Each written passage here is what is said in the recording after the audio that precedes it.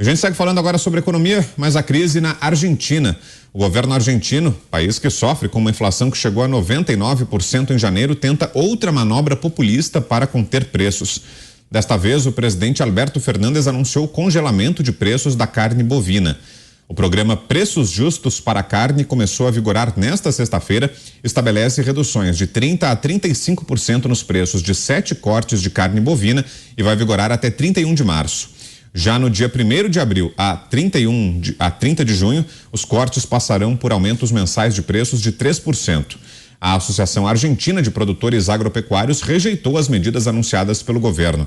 O grupo acusou Alberto Fernandes de usar a carne como moeda de troca do populismo e pediu cortes no gasto público e melhores medidas de recuperação do mercado internacional. Vamos aproveitar aqui a presença do Alan Gani, economista, está com a gente hoje aqui no Pingos.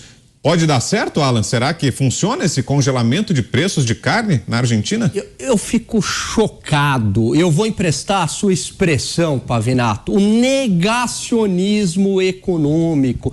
É impressionante como essas ideias estapafúrdias, elas voltam de tempos em tempos. E está lá no manual de economia que congelar preço não dá certo. Estudante de primeiro ano de economia de faculdade séria sabe disso, estudante sério sabe disso. A experiência mostra que piora a situação. Aliás, a gente passou por isso em alguns episódios brasileiros. Se a gente voltar lá na década de 80, houve o congelamento de preços pelo Sarney. E aí o que o Sarney fez para fiscalizar, né? Que não dá, era difícil você fiscalizar o Brasil, tinha os fiscais do Sarney, né? Tinha aquele broche, brega pra caramba, né? E o pessoal fiscalizava e denunciava lá na Sunab 198 se estava tendo aumento de preço ou não. Para piorar, vamos dar o aumento do salário mínimo para todo mundo, artificial, não é que está aumentando a produtividade, o país está crescendo, nada disso. É na caneta, no porrete estatal. Então congela o preço porque é esse empresário ganancioso aí, a culpa da inflação é dele, na visão deles. E vamos dar aumento na canetada. O que aconteceu da noite para o dia? As empresas não tinham o menor incentivo para produzir e a velocidade de consumo é muito maior do que a velocidade de produção. Artificialmente, as pessoas, num primeiro momento, ficaram mais ricas. Artificialmente. Houve uma explosão de demanda no Brasil. Só que como o preço está congelado, o preço regula a escassez. O preço alto sinaliza que o bem está escasso. É igual uma febre no teu corpo, né? Se a temperatura está alta, é porque tem alguma coisa errada. Então, o preço alto sinaliza escassez. Preço não pode regular, começou a faltar tudo no país. Absolutamente tudo. Aí o pessoal aí da audiência deve lembrar disso, né? O pessoal mais velho, aquelas filas homéricas no supermercado. Você queria comprar lá 3 quilos de picanha, né? Para fazer o seu churrasco, não dava. Era tabelado, você, só pode levar aqui 500 gramas. Aí começa a surgir um mercado paralelo com ágil. Tinha ágil para tudo, ágil para Fusca, ágil para tudo. Desarticulou completamente. E aí o que o governo teve que fazer? Libera os preços. Aí os preços voltam muito mais alto, a inflação volta muito mais alta. Quem é que é penalizado por essas ideias heterodoxas, essas ideias populistas de esquerda? É a população mais pobre. Invariavelmente é a população mais pobre. Todo mundo é prejudicado, mas o rico ainda consegue se proteger com instrumentos financeiros. O pobre não. Aí no governo Dilma, falou, não, essa ideia passou no Sarney, não volta mais, né? Imagina. Aí volta essa ideia no governo Dilma. Eu consigo, vamos controlar o preço no porrete estatal. O que fizeram? Preço de energia congelado. Quase arrebentaram o setor elétrico, um setor que ia muito bem, com aquela famosa MP do setor elétrico, que foi o 11 de setembro do setor elétrico, se não me engano, em 2012. E na marra, só que os custos das empresas estão subindo também. Petrobras, idem. Política de preço congelado, quase arrebentou o setor de álcool no Brasil, Brown. O setor de etanol, o setor sucroalcooleiro que emprega muita gente, gasolina artificialmente baixo.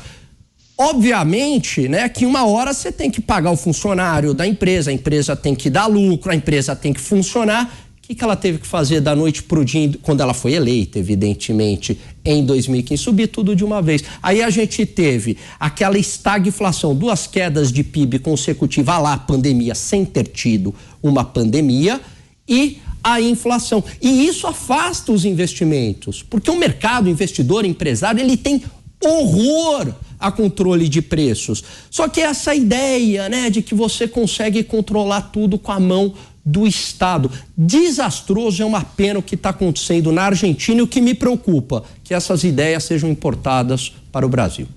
Pavinato.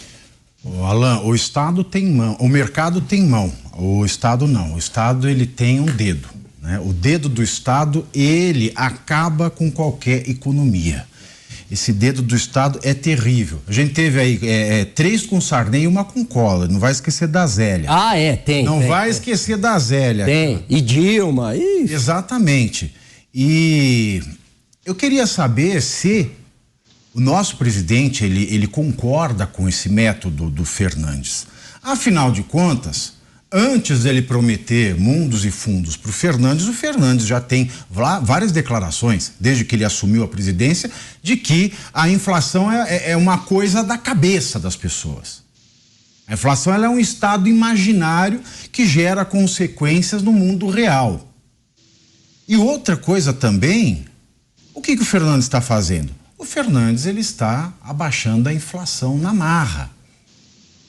É o que o Lula quer fazer com os juros do Banco Central. Ele quer abaixar os juros na marra.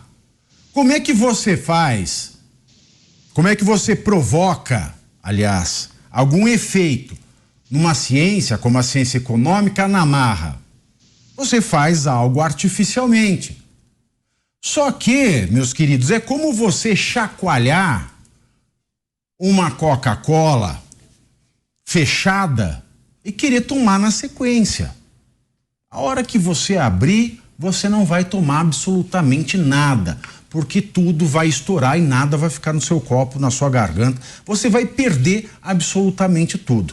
Ou seja, é uma bobagem danada, isso é querer enganar as pessoas, só que isso foi um artifício ao qual os políticos recorriam quando a população não tinha informação. Você imagina, você não tem uma informação atual, muita gente jamais imaginou em saber da história da evolução econômica, a não ser os economistas que eram, há muito tempo atrás, lá nos anos 90, uma fração muito pequena da população. Hoje todos nós sabemos, até porque a população de mais idade, e eu tenho a infelicidade de dizer que eu me incluo nela, lembra-se dos planos do Sarney e do Collor. Então não dá para você dizer que o que você viveu foi mentira, foi um grande Matrix. Logo, tenho pena, né? Deus tenha misericórdia da Argentina. E o que preocupa é justamente a possibilidade de que esse receituário econômico seja importado para cá, né, Zé? Que essas ideias do governo argentino sejam ouvidas por aqui, né?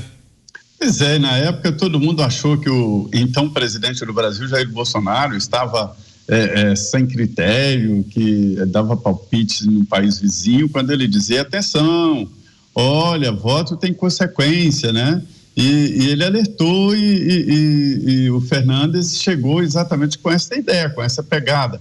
Ele não é exatamente, a gente não pode dizer que é como a Venezuela, né? Mas é muito parecido, assim, uma linha de futuro, né? E a gente vê que a Argentina já está reagindo a isso e inclusive a tendência das próximas eleições é inverter essa possibilidade. Não existem mágicas na economia. Eu costumo dizer aqui, Alan, que se um prefeito prometer a alguém que na cidade dele, na gestão dele, haverá só descida na cidade, que ele vai cortar todas as subidas, desconfie, não é realidade. Um prefeito não pode revogar a lei da gravidade, né? E muito menos pode revogar leis que existem na física. E que a economia também, você sabe disso, tem leis naturais e que nenhum tirano, nenhum presidente da República é capaz de revogar através de um canetaço. Principalmente esta lei natural que você disse aí da oferta e da procura. Não tem como, através de uma caneta, você revogar. O que é possível é contornar. Isso é possível. Por exemplo, se o preço da carne está alto e houve ali a identificação de que se trata mesmo de um boicote dos empresários ou um trabalho artificializado, assina uma importação de carne. Aí o mercado se regula sozinho. O mercado é fantástico. A empresa talvez tenha sido a grande invenção da humanidade. Eu fico impressionado como pode, com pequena variação, 1 quilo de arroz ser o mesmo preço aqui no Palácio do Planalto, ao lado do Palácio, lá no interior. Por que isso? Porque se alguma cidade, os empresários cismarem de cobrar arroz mais caro, amanhã aparece um caminhão, uma carreta carregada de arroz e despeja arroz lá. Agora, se faltar o arroz vai ficar mais caro. Essa é uma lei natural da oferta e da procura. Não há como tirar isso. E quando a gente vê alguém adotando isso é de uma irresponsabilidade que entendo que a lei de qualquer país deveria punir, deveria ser crime alguém executar uma ação assim. Eu me lembro, logo depois que o PSDB perdeu a eleição... Só uma coisa aqui, você falou das coisas impossíveis, teve um prefeito de Biritiba-Mirim, em 2005, Roberto Pereira da Silva, porque o cemitério encheu e não conseguia licenciamento para abrir outro, ele decretou que ninguém podia morrer na cidade. 2005. Casos verídicos. É impressionante. Né? Casos verídicos. E aqui tem uma emenda à Constituição apresentada por Cristóvão, obrigando o povo a ser feliz, para você ter uma ideia, né? Aí é pesado também. E aí o que acontece? A economia tem essas leis, né?